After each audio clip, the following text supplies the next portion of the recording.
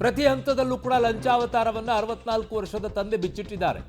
Ambulance ಚಾಲಕ, police, ಸ್ಮಶಾನ ಸಿಬ್ಬಂದಿ, ಸರ್ಕಾರಿ ಅಧಿಕಾರಿಗಳಿಗೆ ಪ್ರತಿ ಹಂತದಲ್ಲೂ ಕೂಡ ಲಂಚವನ್ನ ಕೊಡೋದು. ಬೆಂಗಳೂರಿನ ಕಸುವನಹಳ್ಳಿಯಲ್ಲಿ ಮೃತಪಟ್ಟಿದ್ದು ಪುತ್ರಿ.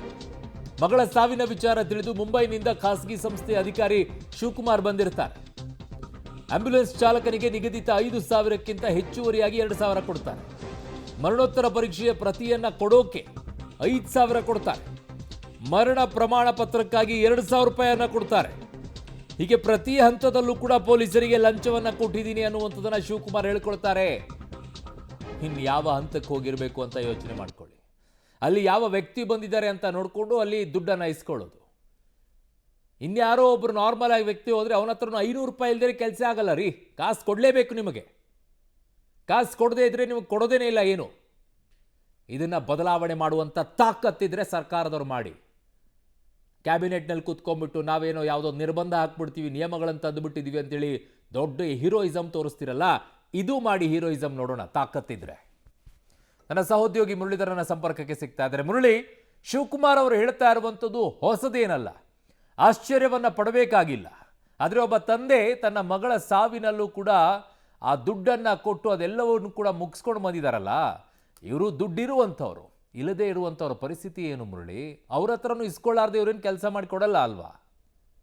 ಖಂಡಿತ ಅರುಣ್, ಯಾಕೆಂದರೆ ಈ ಶಿವಕುಮಾರ್ ಅವರು ಪ್ರಶ್ನೆ ಎತ್ತುತ್ತಾ ಇರೋಂಥದ್ದೇ ಆ ವಿಚಾರ. ಯಾಕೆಂದರೆ ನನ್ನ ಬಳಿಯಲ್ಲಿ ಹಣ ಇತ್ತು, ಹಣ ಇದ್ದಿದ್ದರಿಂದ ನಾನು ಅವ್ರಿಗೆ ಹಣವನ್ನು ಕೊಟ್ಟಿದ್ದೀನಿ. ಅವರ ಲಂಚಬಾಕತನ ಏನಿತ್ತು, ಅವರ ಆಸೆ ಲಾಲಾಸೆಗಳೇನಿತ್ತು ಅದನ್ನೆಲ್ಲ ಕೂಡ ತೀರಿಸುವಂಥ ಕೆಲಸಗಳನ್ನು ಮಾಡಿದ್ದೀನಿ. ಅದನ್ನು ಹೊರತುಪಡಿಸಿ ಬಡವರಿಗೆ ಏನು ಒಂದೊತ್ತಿನ ಊಟವನ್ನು ಹೊರಿಸ್ಕೊಳ್ಳೋಂಥ ಕಷ್ಟ ಇರೋಂಥ ಜನ ಏನಿರ್ತಾರೆ ಅವ್ರಿಗೂ ಕೂಡ ಈ ಲಂಚಬಾಕರು, ಈ ರೀತಿಯ ಧನಪಿಶಾಚಿಗಳೇನಿರ್ತಾರೆ ಅವರು ಪೀಡಿಸ್ತಾನೆ ಇರ್ತಾರೆ. ಪೀಡಿಸಿ ಹಣವನ್ನು ಕಿತ್ಕೊಂಡೇ ಅವರ ಅಂತ್ಯ ಸಂಸ್ಕಾರವನ್ನು ಮಾಡಲಿಕ್ಕೆ ಮುಂದಾಗುವಂಥದ್ದು. ಯಾಕಂದರೆ ಸಾಕಷ್ಟು ಪ್ರಕರಣಗಳಲ್ಲಿ ಅರುಣ್ ನಾವು ನೋಡಿರ್ತೀವಿ, ನೀವು ಕೂಡ ಈ ಹಿಂದೆ ಸಾಕಷ್ಟು ವರದಿಯನ್ನು ಮಾಡಿದಿರಿ, ಅಲ್ಲೂ ಕೂಡ ನೀವು ನೋಡಿರ್ತೀರಿ.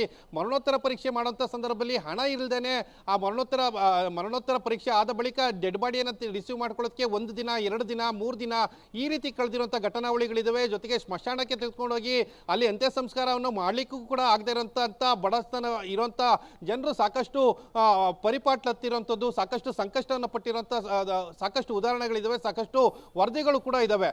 ಅದೇ ರೀತಿಯಲ್ಲಿ ಇವರು ಪ್ರಶ್ನೆಯನ್ನ ಮಾಡ್ತಾ ಇರೋಂಥದ್ದು. ಜೊತೆಗೆ ಏನಂದ್ರೆ ಪೊಲೀಸರಿಗೆ ಕೂಡ ಕೇಳ್ತಾರೆ. ಅಂದ್ರೆ ಬೇರೆ ಈಗ ಆಂಬುಲೆನ್ಸ್ನ ಸಿಬ್ಬಂದಿ ಇರ್ಬೋದು, ಆಂಬುಲೆನ್ಸ್ನ ಸಿಬ್ಬಂದಿ 5,000 ಅಂತ ನಿಗದಿಯನ್ನ ಮಾಡಿದ್ದಾರೆ. ಅದರಲ್ಲಿ ಹೆಚ್ಚುವರಿಯಾಗಿ 2,000 ಪಡ್ಕೊಂಡ್ರು. ಅಂದ್ರೆ ಪೊಲೀಸರು ಯಾಕೆ ಈ ಹಣವನ್ನ UDR ಆಗಿದೆ, ಆ UDR ಅನ್ನ ರಿಜಿಸ್ಟರ್ ಮಾಡಿ UDR ಕಾಪಿಯನ್ನ ಹ್ಯಾಂಡ್ ಓವರ್ ಮಾಡಲಿಕ್ಕೆ ಯಾಕೆ 5,000 ಹೆಚ್ಚುವರಿಯಾಗಿ ಕೊಡಬೇಕು? ಅಂದ್ರೆ ಹಣವನ್ನೇ ಕೊಡುವಂತ ಅವಶ್ಯಕತೆಗಳಿಲ್ಲ, ಅದರಲ್ಲಿ 5,000 ಹಣವನ್ನು ಯಾಕೆ ಕೊಡಬೇಕು ಅಂತೇಳಿ ಪ್ರಶ್ನೆಯನ್ನ ಮಾಡ್ತಾ ಇರುವಂಥದ್ದು.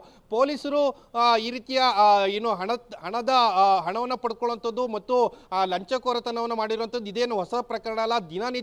ದಿನ ಒಂದೊಂದು ಪೊಲೀಸ್ ಠಾಣೆಗೆ ಹೋದ್ರೆ ಪ್ರತಿನಿತ್ಯವೂ ಕೂಡ ಇಂಥ ಲಂಚಬಾಕತನ, ಧನಪಿಶಾಚಿಗಳ ಕೂರ್ಸಿರುವಂಥ ಜಾಗಗಳನ್ನ ನಾವು ದಿನ ನೋಡ್ತಾ ಇರ್ತೀವಿ. ಅಂದ್ರೆ FIR ಆಗಿರ್ತದೆ. ಯಾವ್ದಾದ್ರು ಉದಾಹರಣೆಗೆ ಅರುಣ್ ಇಲ್ಲಿ ಹೇಳಬೇಕಾಗಿರುವಂಥದ್ದು, ನನ್ನ ಮನೆಯಲ್ಲಿ ಕಳ್ತನ ಆಗಿತ್ತು ಅಂತ ಹೇಳಿ ನನ್ನ ಮನೆ ಕಂಪ್ಲೇಂಟ್ ಅನ್ನ ಕೊಡ್ಲಿಕ್ಕೆ ಹೋದ್ರೆ ಅಲ್ಲಿ FIR ಅನ್ನು ಮಾಡಲಿಕ್ಕೆ 15,000, 20,000 ಹಣವನ್ನ ಇನ್ಸ್ಪೆಕ್ಟರ್ಗಳು ಪಡ್ಕೊಳ್ಳುವಂಥ ಪರಿಸ್ಥಿತಿ ಈಗ ಬೆಂಗಳೂರಿನ ನಗರದಲ್ಲಿ ಬಂದಿದೆ ಮತ್ತು ಬೇರೆ ಜಿಲ್ಲೆಗಳಲ್ಲೂ ಕೂಡ ಇದು ಬಂದಿರಬಹುದು. ಅಷ್ಟು ಕೆಟ್ಟ ಪರಿಸ್ಥಿತಿ ಇರುವಂಥ ಸಂದರ್ಭದಲ್ಲಿ UDR ಕಾಪಿಯನ್ನು ಪಡ್ಕೊಳ್ಳೋದಕ್ಕೆ 5,000 ಹಣವನ್ನು ಏನು ಕಲೆಕ್ಟ್ ಅನ್ನ ಮಾಡ್ತಾರೆ ಅಂದ್ರೆ ಯಾವ ರೀತಿಯಲ್ಲಿ ಈ ವ್ಯವಸ್ಥೆ ಇದೆ ಅನ್ನೋದ್ರ ಬಗ್ಗೆ ಸಾಕಷ್ಟು ಅನುಮಾನಗಳು ಮೂಡ್ತಾ ಇರುವಂಥದ್ದು ಮತ್ತು ಸಾಮಾಜಿಕವಾಗಿ ಮತ್ತು ಸಾಮಾನ್ಯ ಜನರಿಗೆ ಈ ವ್ಯವಸ್ಥೆಯಿಂದ ಸಾಕಷ್ಟು ಆಕ್ರೋಶ ಕೂಡ ಹೆಚ್ಚಾಗ್ತಾ ಇರುವಂಥದ್ದು. ಅರುಣ್, ಓಕೆ ಮುರಳೀಧರ್, ನಿಮ್ಮೆಲ್ಲ ಮಾಹಿತಿಗೆ ಧನ್ಯವಾದಗಳು. ಯಾವ ರೀತಿಯಲ್ಲಿ ಹಣ ಪಿಶಾಚಿಗಳಿದ್ದಾರೆ ಅನ್ನುವಂಥರ ನೋಡ್ಕೊಳ್ಳಿ. ಸರ್ಕಾರ ಜನರ ಪರವಾಗಿ ನಾವು ನಿಂತ್ಕೊಳ್ತೀವಿ ಎನ್ನುವಂಥವ್ರು ಇಂಥದ್ದನ್ನು ಮಾಡಬೇಕು. ಇದು ಜನರ ಪರವಾಗಿ, ನಾವೇನೋ ಕೊಟ್ಬಿಟ್ಟಿದ್ದೀವಿ, ನೀವು ಜೀವನ ನಡೆಸ್ತಾ ಇದ್ದೀರಿ ಅನ್ನೋದಲ್ಲ. ಕಾರಣ ಪ್ರತಿಯೊಂದು ಮನೆಯಲ್ಲೂ ಕೂಡ ಒಂದು ಸಾವಾಗಿ ಆಗುತ್ತೆ. ಏನಾಗಿರುತ್ತೆ ಅವರ ಪರಿಸ್ಥಿತಿ ಅಂತ ಯೋಚನೆ ಮಾಡಿ.